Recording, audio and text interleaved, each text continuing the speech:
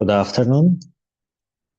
My presentation is on IPCC third work group, fifth assessment report, chapter 1.4, the drivers and constraints of climate mitigation and system transitions and transformation. The conceptual framework, the IPCC frames mitigation not just as cutting carbon emissions, but as a system transitions. And this requires shifting away from status quo technologies and behaviors toward low emission alternatives. We have the drivers and constraints. These are more or less can be similar depending on the context, the implementation. These can be both drivers, enabling conditions, and also they can be constraints if there is some lacking issues. And these are policy integration, the governance mechanisms, the institutional framework, financial capability, behavior, and lifestyle. Depending on, again, on the regional, national, or local context, these can be both drivers. They can impede climate action, but they can also act as constraints, as barriers which slow down or blocks climate low carbon transition. The main key driver is technological innovation. Since the last 2 decades, there has been dramatic cost reductions in solar, wind, power plants, and also lithium-ion batteries. With investment and market penetration, the unit costs of these technologies has decreased drastically.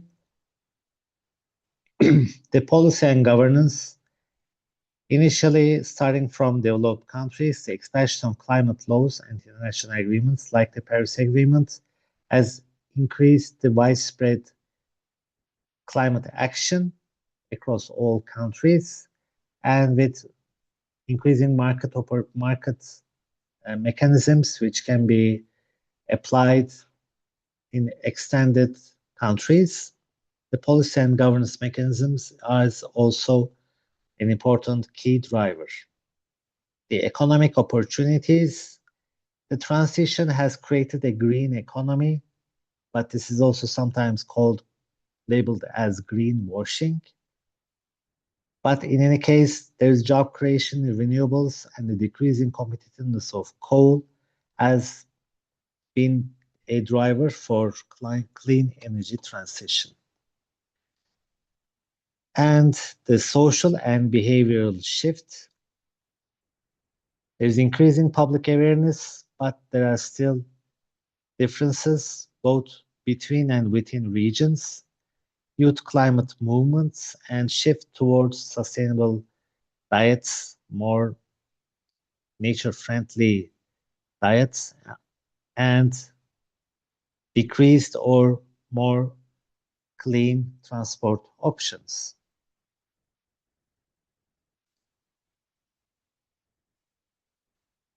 The constraints and barriers, as I mentioned, these are also similar to the drivers. If they are implemented correctly, they can be drivers, but if they are acting as constraints, they can also be constraints and barriers for clean energy transition. And these are institutional and political. Contrary to climate policy, climate laws, there can be carbon lock-ins where there might be existing laws, political structures, or stranded assets which favored continued usage of fossil fuels by power sector or the industrial sectors. The economic and financial, there is both lack of capital for developing nations and high upfront costs of infrastructure. Plus, there is also still large amounts of financing provided to fossil fuel industries such as oil and natural gas. And these are actually depleting the financial resources which should be directed to clean energy transition. The social and cultural, There can be positive behavioral change, such as consuming less, consuming more efficiently, but there is also a political shift, especially in Western countries, resisting to these kinds of lifestyle changes and not requesting these to be in their own backyard. And they are opposing to new green infrastructure. This is forced by regional rivalries between the West and the East. Also, geophysical and resource limits. There are concerns over the supply of critical minerals, which are required. There's a large amount of material requirement for clean energy transition, from the transition of both the supply side and also the appliances used in the demand sectors. And these mining of minerals are another concern.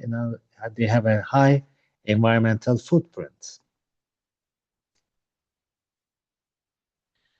And coming to the nexuses, which the section defines, the section actually is focused on the climate, energy, water nexus, but there is also, together with this, land nexus and material nexus. The clean energy transition requires extensive material demand, both on the supply side and also on the demand side. The water and land systems, this has been covered by integrated assessment models, more or less with climate and energy models. By integrating the water cycle to these models and spatially resolving this representation for specific water basins, these models can be solved together with energy and climate models. Water is essential for life, energy, and development, but water could also create tensions between countries, neighbors, states. Recently, there has been a border war just because of the rural communities in Central Asia. They needed to use water, which was limited between these states. So instead of collaborating for mutual usage of water, there was a military conflict in Central Asia. And as climate tensions increase, these kinds of conflicts, together with regional rivalries, could be more widespread. With water and land use, material footprint is also an important issue, and there's a nexus also with material demand. In some integrated assessment models, material stocks and flows are endogenized for sectoral transition to low carbon energy transition. This is one example, the Message IX materials model, where on the supply side, the power sector transition, this model assesses the global demand for aluminum, cement, steel, and including the industrial sector. There would be also petrochemical demand in addition to these. So this also puts a stress on the nexuses. So how we can enable system transition? The Paris Agreement, as the bottom-up agreement, puts a lot of emphasis on local action, where contrary to top-down action, locally, companies, firms, municipalities, cities, they can act, and as these results of these actions are accumulated, our climate target could be achieved. There have been incentives in the financial sector, together with financial disclosures, to have a climate-related financial disclosure.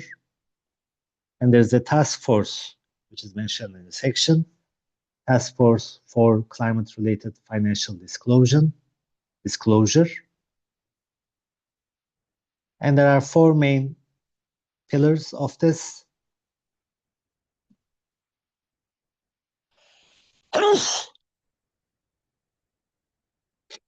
Sorry. In the energy systems, shifting to zero carbon electricity in the urban and infrastructure sector, we should rethink of how cities are built and how we move, how we have mobility in these cities. The land and food, protecting forests and improving agricultural efficiency. And the fourth pillar, industrial systems, decarbonizing hard-to-abate sectors like steel and cement. And for all these companies, firms, corporates, they have a big potential to act in their own domain by providing climate-related financial disclosures. And these disclosures from metric and targets, risk management strategy and governance. And in addition to financial sectors, the task force recommends the usage of these guidelines for the following sectors in the energy, transport, materials and buildings, agriculture, food and forest products. And since the fifth assessment report of the IPCC, I have identified one interesting article on the behavioral aspects on the demand side. The behavior can be both positive and negative. It can be for favor of clean energy transition, and it might also act as a barrier. The interesting thing in this article is that it assesses why climate awareness and environmental concerns, especially in developed countries, doesn't translate into robust climate and energy policies. There are lack of policies, especially in the developed countries with higher historical responsibility. And more specifically, the article asks, why doesn't the rich support climate policies anymore? And this study was funded by EDF, the French national electric utility, and also they have power utilities in other European countries. And as you may well know, there have been big protests in France called the Yellow Vests. They were more rural people, farmers, and they had protested actually the increase in fuel taxes, but they were also against all these energy and climate transition policies.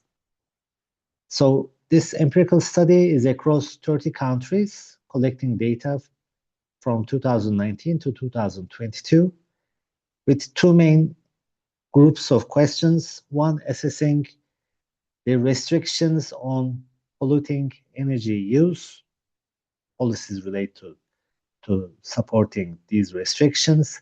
And the second one is policies related to supporting, subsidizing renewable energy.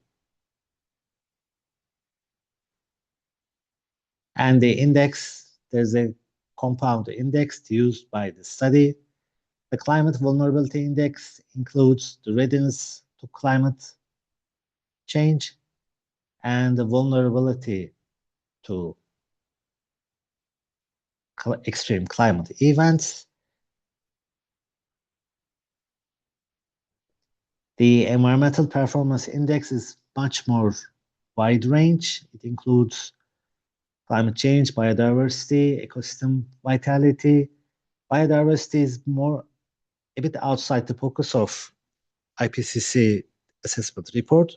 There's another organization, the IPBES, and they also have scenarios, but they are more related to the conservation of nature.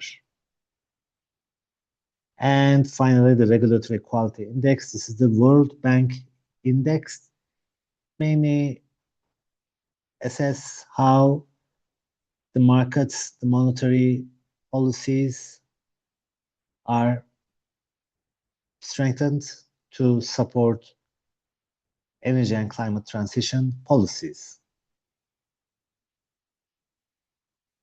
And the article uses a 5-scale Likert index from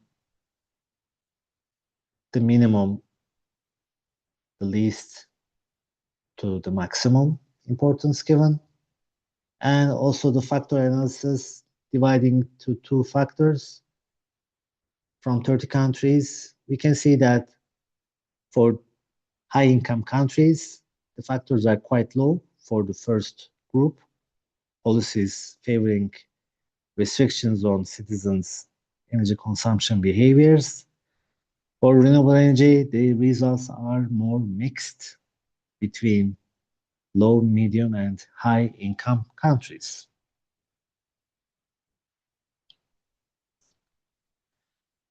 And in summary, the feasibility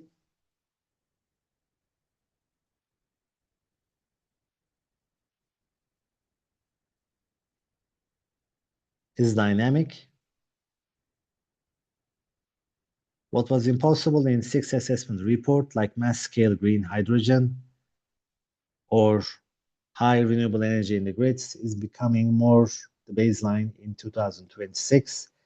There is also a shift in scenario development. Initially, it was done by the IPCC. They had a special report on emission scenarios, but nowadays the scenario development on the next cycles are more left to the academic sector. So there would be a major transition in scenario development. The systemic transition is more important over individual. And for these, there are hotspots, cities, they are both vulnerable and they're also part of the solution for system transition. Energy grids, food chains are important.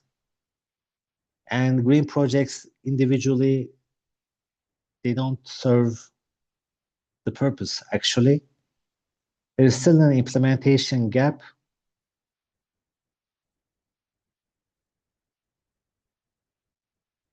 The remaining years of this decade are about closing the gap between pledged targets and actual infrastructure deployment. There is still a large gap between what is pledged and what is actually built. There's still a big discussion on financing. There are some shifts in the public perception, especially in the Western developed countries. And I thank you very much for your attention.